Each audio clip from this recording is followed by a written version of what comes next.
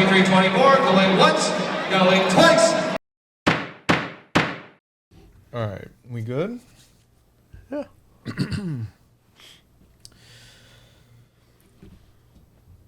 Hey everyone, welcome back. Today we're talking wide receivers. Wide receivers. So wide receiver position is turned into pretty much the backbone of every fantasy football team this year. And for the last, I don't know, about 10 seasons, the league's slowly been converting.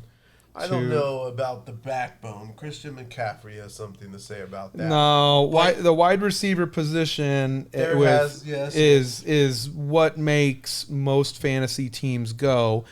And if you are involved in any type of auction draft or situation where you have to make some tough decisions at that position, hopefully some of these values and players that we've prioritized will help. So we're talking strictly $100 auction cap. PPR. And you and I, once again, we sat down, we kind of tiered out some players, and it put our auction values and came together in a very awkward, different way. But awkward. Well, it's a little awkward how we tiered them. But for the sake of keeping things organized, I think we're going to run through the top 8 wide receivers on both of our boards. Okay. And why don't you go on ahead and get us started? Talk about your top tier and why you kind of organized the tier the way you did and place the players where you did there, Sabri. So my top tier, and this is 1A, 1B. It's CeeDee Lamb, Tyreek Hill. I have them both at a $27 value. Honestly, like, CeeDee Lamb has the least amount of concern, no competition, has a throwing quarterback. He's in the throwing offense. And, they don't really have a run game. So CeeDee Lamb is ideal. He's the perfect wide receiver to draft. And then I have Tyreek Hill. He does have competition. He has Jalen Waddle. They do have a running game. But they have no defense. They should be in a bunch of shootouts. So I give him the nod as probably the unique talent. But in both those situations, I could just see them finishing as the 1 and 2. So those are my top 2 in my tier 1. Interesting. I have them as my top 2, but I actually have Tyreek Hill ahead of CeeDee Lamb. I like Tyreek Hill. I think actually this year... What are the values? I got Tyreek Hill at about 26, the minimum I want to see him going for. And I have CeeDee Lamb at 23, the minimum I want to see him going. That's a big drop-off. Okay. Yeah, it's a pretty big drop-off, but I value Tyreek Hill much higher than I do CeeDee Lamb. Okay. Do you have someone else in your tier? My tier 1 is actually kind of big. I have Hill, I have Lamb, I have Jamar Chase, Justin Jefferson, A.J. Brown, Garrett Wilson, and Amon-Ra St. Brown. I put all 7 of them in Tier 1 because I feel that all 7 of them have a script or some way from a fantasy standpoint to finish as the wide receiver 1 overall in fantasy. And if you can you want to get your hands on one of those 7 guys. I agree. You have to make your team work, but if you prioritize one of them above the rest, I would say it's got to be Tyreek Hill. I think Tyreek Hill this upcoming year could be the MVP of the league. Could be the first wide receiver we see win that award since Jerry Rice. Tyreek Hill might have had the chance last year if he didn't get injured. I think also just for a side note to point out with Tyreek Hill, and part of the reason I value him as high as I do is there's a lot of different leagues that have a lot of different unique rules. Sometimes they value length of play and give bonus points. Sometimes they offer up bonus points as well for kickoff returns or punt returns. And with the new kickoff return style, I think it's going to favor speed. I think Miami is going to utilize Tyreek Hill and Waddle. And so if you're in a league that values that, I'm not really in any leagues anymore that do that anymore. But if you happen to be in a league that values that, I think paying extra money for Tyreek Hill or prioritizing him in your drafts this season is especially important for you, because I think you'll see him in the backfield. They're going to try and get him touches. So, yeah, your tier 1 is a little different than my tiers. So let me go over my tier 2, and then when I come across a player, I want to hear the value that you have them at. Yep. So my number 3, our ranked player, is Amon St. Brown. I have him at $24. I have him at 18. 18. Okay, that's a big. It's a big difference because I don't like Amon-Ra, St. Brown, and all the competition that he has in the passing game this year. I think he's the safest player out there. He's one of the only wide receivers last year that consistently averaged 20 points a game, every game. He didn't have that big breakout game. He didn't have a 50-point game, but he'll get you 20 points every game. And I think that's just something you want to be able to count on. Jared Goff, you said you were big on Goff. Jared Goff consistently looked for Amon St. Brown. He does a lot of those short to mid-tier routes, but he could also take it to the house. Number 4, I have Jamar Chase. I have him ranked at, or valued at $24. I have him at about 22 minimum. I want to see him going for. Okay.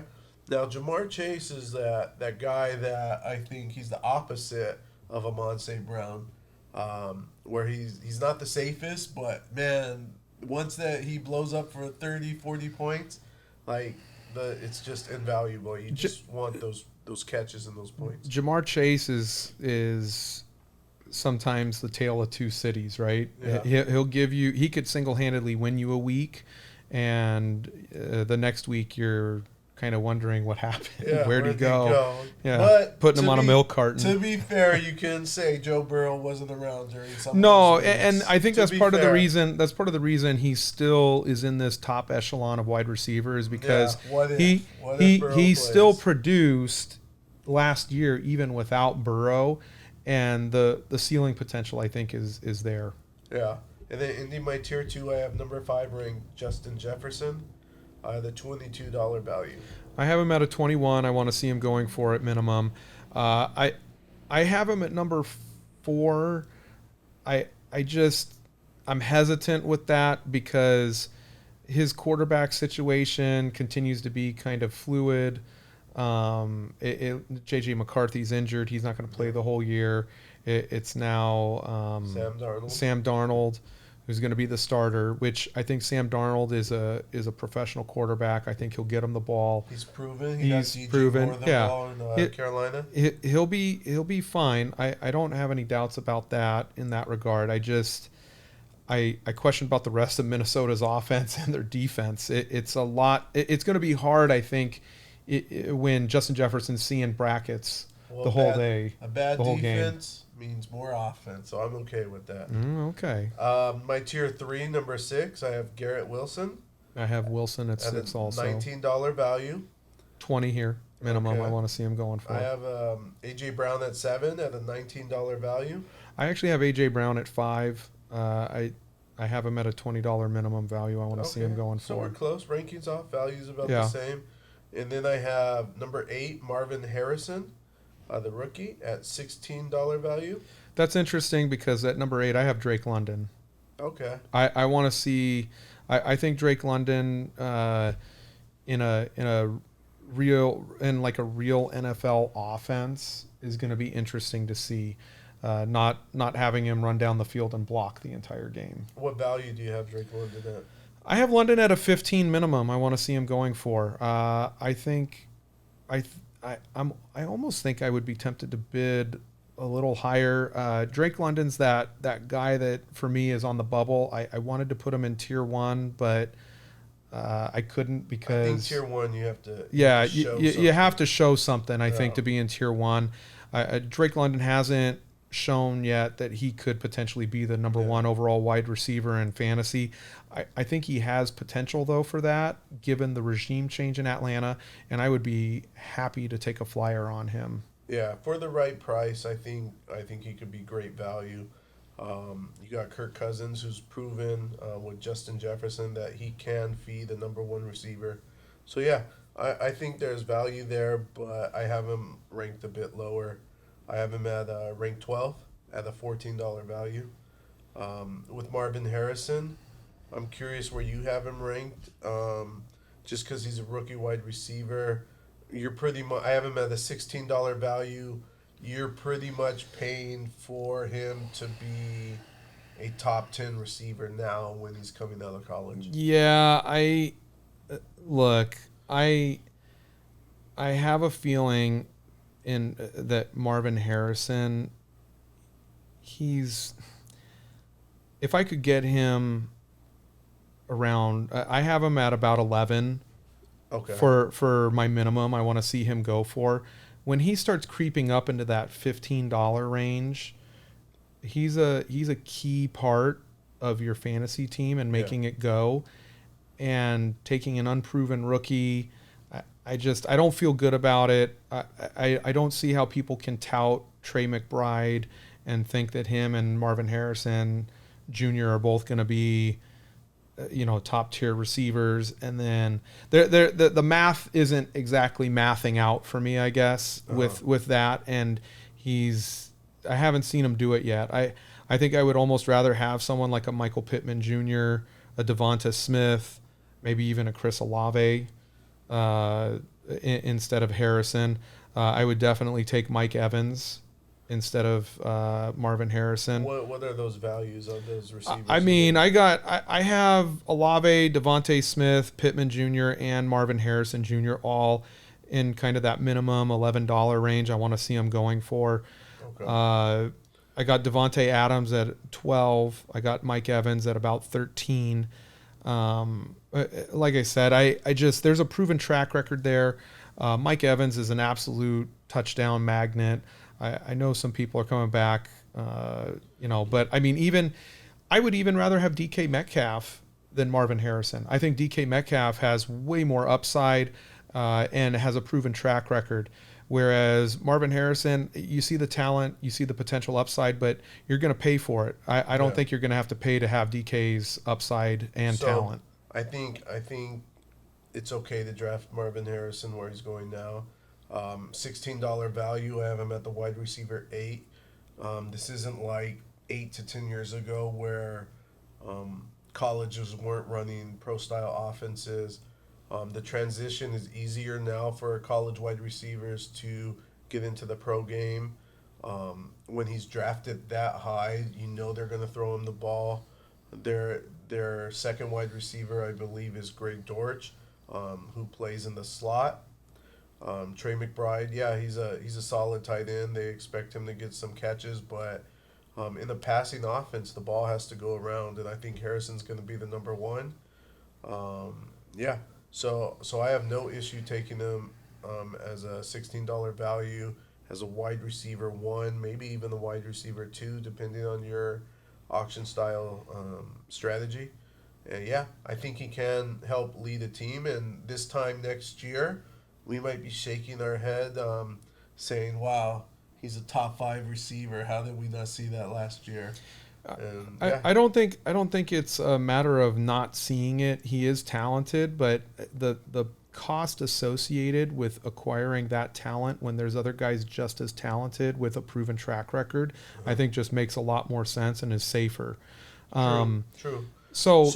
But he does have a quarterback, Kyler Murray, who's proven he can support the number 1 receiver also. Just wanted to throw that in there. And I think Harrison is for the right price. I wouldn't overpay for him, but I think if you could get him that 14 to 16 range, I think it's a fair price, and he won't disappoint you. I think he'll disappoint you for that $16 price range. If you're going to pay $16 for him, I'd throw him out in the first round and let people eat him up and overbid and push his value up. And as a high name rookie, they will. So yeah, I mean, that info you wish. I think something though that was interesting when I took a look at your sheet was I noticed you had the Ram wide receivers. You have Puka Nakua pretty high there on your list. pretty high. Yeah, I have him pretty low. you have him at 9. He's my 9. Yeah, he's number 9. Most leagues, he's a first round pick. Yeah, anyone drafting Puka Nakua in the first round, that's not going to end well. So I have him ranked at number 9 with a $15 value. He slid down. Honestly, though, like even before this injury, which isn't too serious, he's expected to play week 1. There's talks that Cooper Kupp is still going to be the man in that Rams receiving core. So, yeah, like I don't want to risk it on Puka. I think he will have some good weeks. I just when you draft someone that high, I can't have those bad weeks. What do you have him valued at? So let me get this straight. You have Puka Nakua, someone with a proven track record. You're willing to spend what was the value you had on him? 15. But Yeah. Marvin Harrison, someone who is a rookie, unproven, at 16. 16. I have So him you $1 would go $1 higher on Marvin Harrison than what you would Puka Nakua? No competition in Arizona with Harrison. No injuries. Yeah, Puka both has the injury bug, and he has competition with Cooper Kupp. So I don't want to play that week to week. I know Marvin Harrison is going to get his 8 targets every week, and I'm okay with that. Okay. I have Puka Nakua as the number 18 wide receiver. I actually have Cooper Kupp as 17, and I value both of them at about $10. I want to see them both go for about a $10 minimum. Okay. I just don't. When they were both on the field last year, the volume wasn't there for Puka. So if there's any thought going in that they're both going to be on the field together at the same time, I'm not saying that they won't be productive, but you're not going to see the numbers that Puka put up last year if both Kupp and Nakua are on the field together for an entire season. It just won't happen. That's why I actually think there's a sneaky value with Cooper Kupp. He's still being drafted really low in round, in snake drafts and whatnot. And for the most part, the value on him in auction drafts, from what I've seen, has been fairly steady and pretty low. And if you can scoop him up around $10, I'm doing it. Yeah, I have Cooper Kupp that ranks 16 at an $11 value. So yeah, it seems like we're closer on the same page with Cooper Kupp. I know you brought up Drake London. I have him ranked at 12 at a $14 value. And yeah, is there anybody in these mid tiers that you like? Well, I think there's a couple situations in these mid tiers that is important to kind of understand and like we have the Packers wide receivers, we have the Bills wide receivers, even the Houston wide receivers. I think all those situations are interesting, as well as the Titans wide receivers. Well, since we're in the mid tier, let's talk about the Houston wide receivers first. Okay. We have Nico Collins, Stephon Diggs, and then you got Tank Dell. Yeah, I'm a hard pass on Nico Collins and Stephon Diggs. Really? I'm throwing them out because the name of Stephon Diggs alone is going to drive his value up beyond what his production will be this year. Especially, I have Nico and Stephon at about a $9 minimum. I want to see them going for. So if that happens, I'm ecstatic. I would much rather target a guy like Tank Dell, who I think is probably going to be the reception leader in that core anyways, and get him at half the price potentially of what Stephon Diggs and Nico Collins go for. So I have Nico ranked at 13 with a $13 value. He's just, I think he's the man in Houston. He's the number one. It's already been shown that in 2 wide receiver sets, they're taking Tank Dell at, and when they're using 1 wide receiver set, they're using Nico Collins.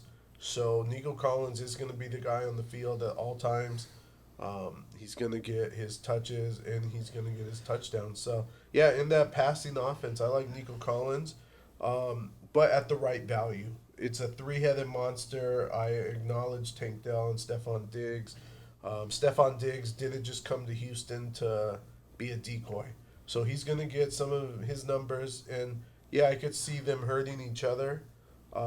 maybe helping Stroud. But yeah, so if you get Nico Collins at value, I'm taking Nico Collins any $13 or less. And with Stephon Diggs, I have him ranked at 23 at $10 value. But I'm gonna be honest, I don't plan on drafting him at all, just because I think he's gonna be the one that takes a hit with the numbers. Draft Tank Dell. I think Tank Dell is a good value. Tank pickup. Dell is He's the best deep threat. value. He's the guy to have in that offense out of the receivers. You're going to have to spend too much draft capital, whether it's an auction or snake drafts, on Diggs or Nico Collins. So I have Tank Dell ranked at 35 with a $7 value. I have Tank Dell at 31 at a $7 value also, but realistically, I think where the real value is on Tank Dell is if you can kind of get him at that $5 mark. Yeah, I agree. It feels, I mean, if I walked out of a draft with Tank Dell for $5, I think I'd be pretty happy. Championship. No, I don't know. Not with Tank Dell. Maybe someone else. All right. What was one of the other teams you wanted? The Packers wide receivers? Yeah, I think the Packer wide receivers is another interesting thing that you kind of have going. You know, everyone is really riding high on that Jaden Reed wagon, kind of saying, you know, he's the guy to have. I have him right now ranked 39 on my list. I have him for about $5 at, you know, as a minimum value. He's probably going to end up going for more than that. Honestly, I'm not a buyer on him. So if I put him out, I'd be putting him out hopefully for Packer fans to bid on and win, to eat up some of their money. Yeah. But so I have Jaden Reed at 37 for $5. I have Christian Watson for 39 for $4. They're hand in hand. I'll be honest. I probably should swap those two. I kind of like Christian Watson at a little higher ranking, but ideally, just the way everyone else sees Christian Watson with the injuries, he's probably the more value pick in that offense. Something has to give. They're giving Jordan Love's projected stats pretty high passing numbers. So someone should stand out on that Packers offense. yeah, I think if someone stands out, it'll be Christian Watson. Yeah, I think so. I think, too. and But I think will he's he a be good. healthy? Yeah, if he's healthy, he's the standout. I think he's the one that you want to get and get him as cheap as possible. If that price starts to creep up though on Christian Watson, I mean, you need to have some other guys ready that you're willing to pivot to that are in kind of that similar value range. I think Wicks and Dubs could be good $1 values to sit on your bench. But yeah, I think Watson is the guy to get in that wide receiver core. Yeah, absolutely. I think he is. If you miss out on Christian Watson, I think there's other guys kind of in that area that could be sneaky good picks and good pickups. So I would defer on that. Just get Watson as cheap as you can. So one of the wide receiver groups that I think is fascinating this season to kind of talk about is the Bills.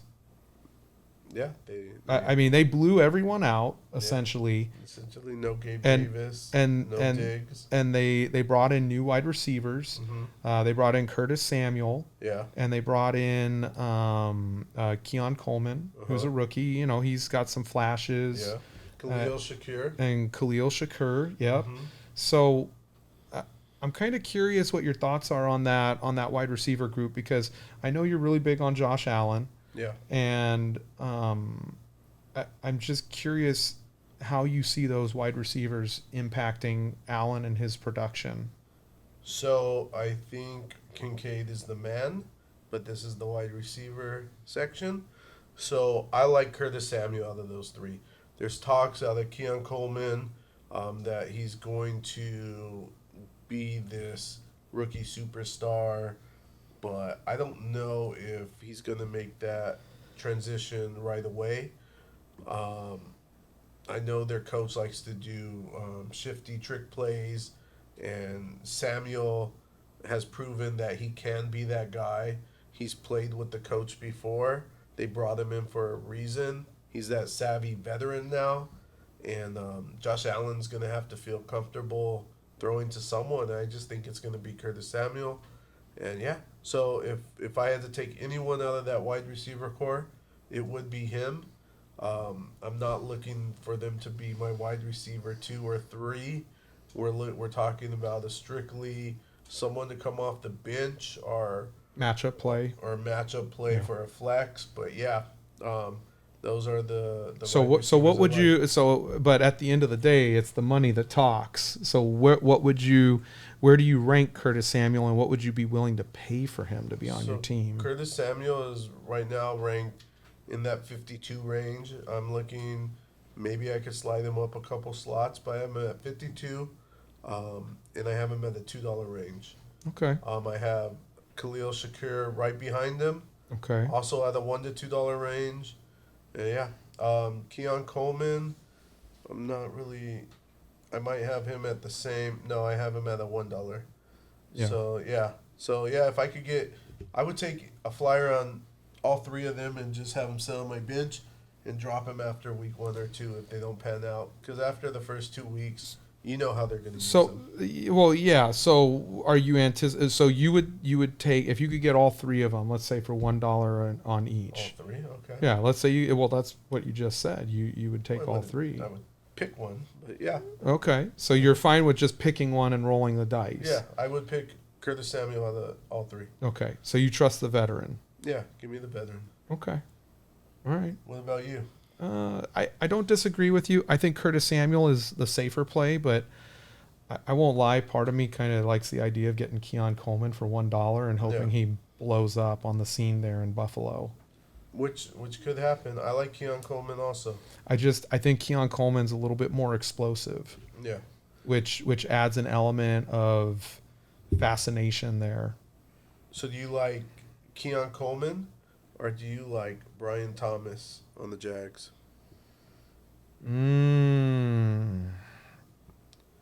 Essentially the same player, same potential. I like Keon Coleman. Really? I'll take Keon Coleman. I like Brian Thomas. Give me Trevor Lawrence's arm with his speed. Yeah, give me Josh Allen's arm with his speed. Yeah, I guess. Good point. Touche. Yeah, and just for Keon Coleman, I have him ranked at 56, $2. So yeah, they're all with it. And Brian Thomas. they're all. These are all the Brian late Thomas, I have at round 48 with $3. late round flyer guys. But I mean, yeah, you want to start to kind of prioritize some of these guys. So who is someone that you're targeting that's maybe not in the, I don't know, the top 24 wide receivers? Like maybe a mid-round sneaky guy that you think people aren't giving enough attention to. Sneaky guy. Someone sneaky Ooh. that you think is going to be a good value add for any team. That's not in the top 24. Not in that top 24. So I have someone at 26. Is that cheating? No. So I'll point out a couple people.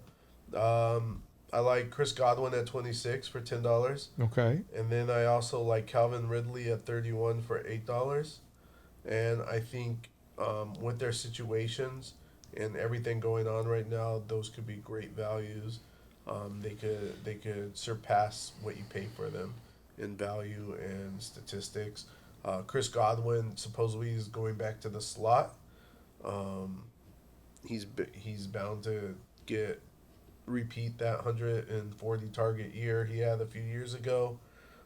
Mike Evans is getting older. I'm not saying he won't get 1,000 yards because he gets 1,000 yards every year. He's a machine. But Chris Godwin should have a better role in the slot.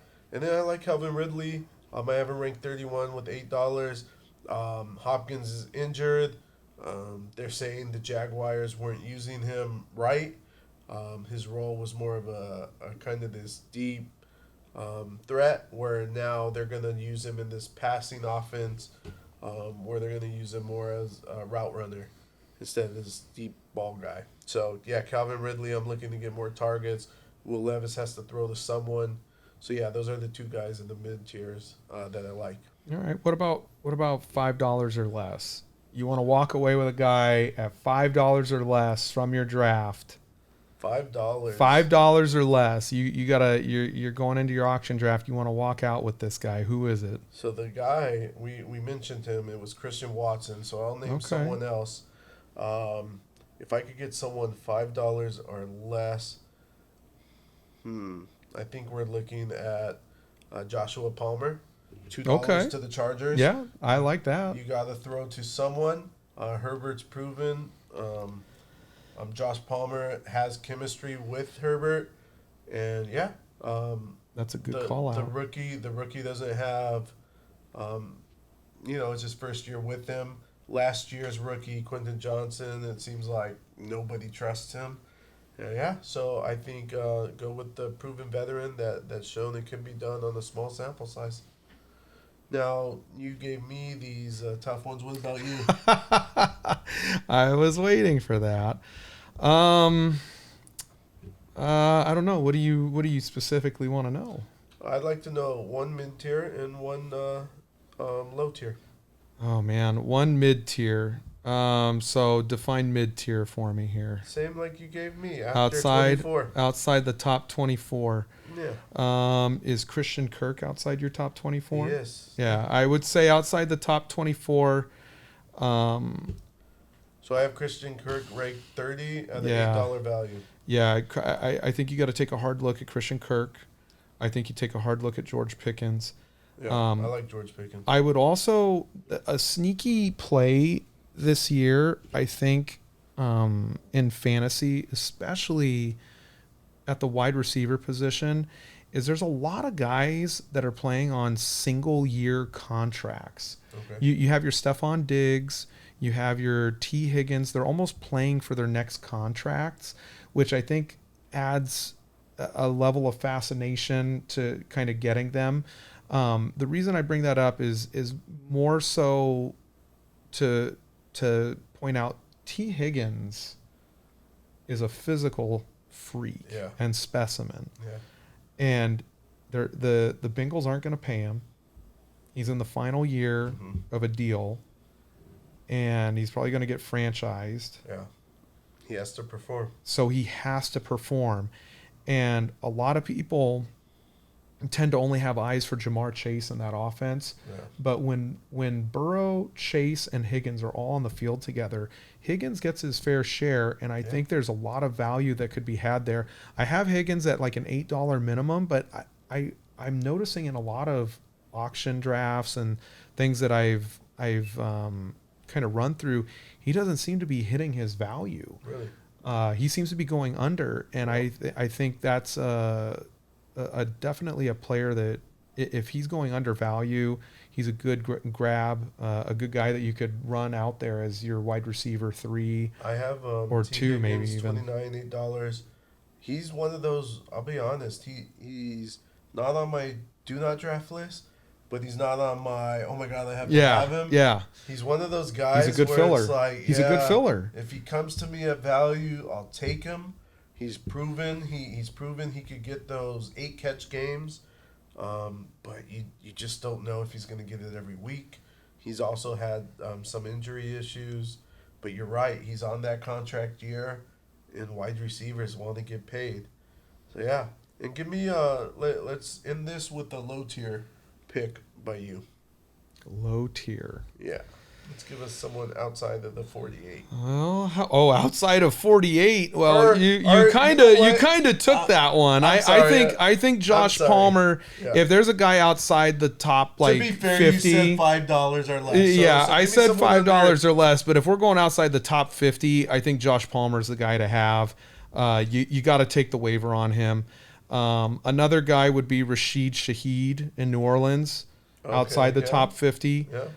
And Jalen Polk in New England is Yeah, turning there's some talks. heads.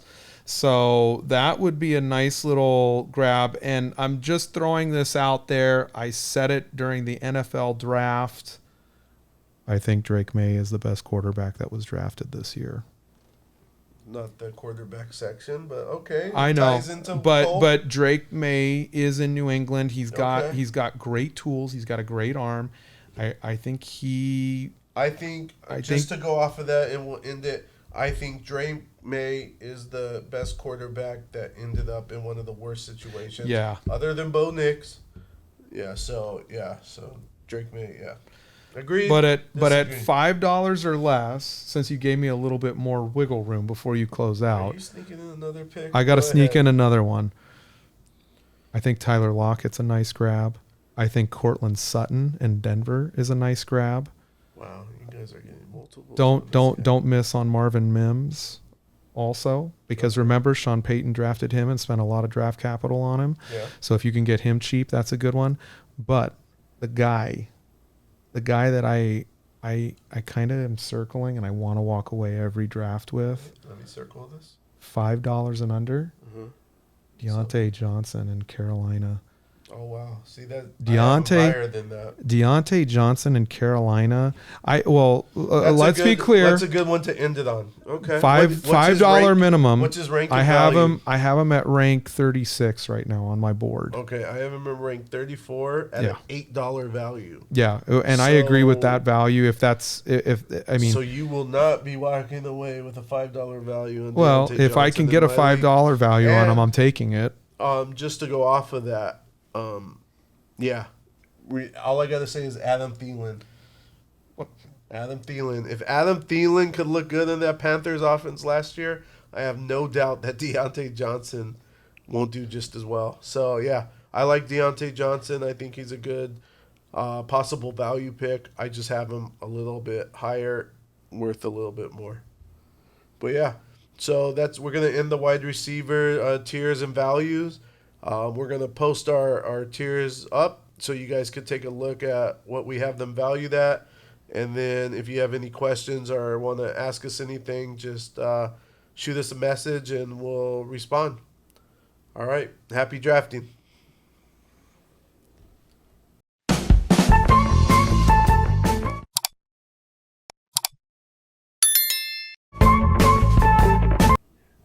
He's liking his catchphrase. Yeah. I have no other catchphrase. I can't even think. Good I job, even- anchor man. I even took a brief second and I was like, nope. Only Do it. drafted. Happy drafting. That's the only thing I have. Likes Joe's nose or something. The fly's right there on top of the monitor, Oh. the corner. Oh, don't break the monitor. Nope, missed. It flew back along the wall. I lost it though behind the monitor. Oh, it's right there. If my cat was here, he would cat in a second. Oh, you got mine? Was it? Did you might get have it? got it. That a boy, You at James. least clip the wing. That a boy, James. Oh, yeah. He's like that. James was like, I did the next one. He's like, that was my favorite hat. He's like, my bad. I Damn- wasn't trying to kill you. damn fly. fly. He was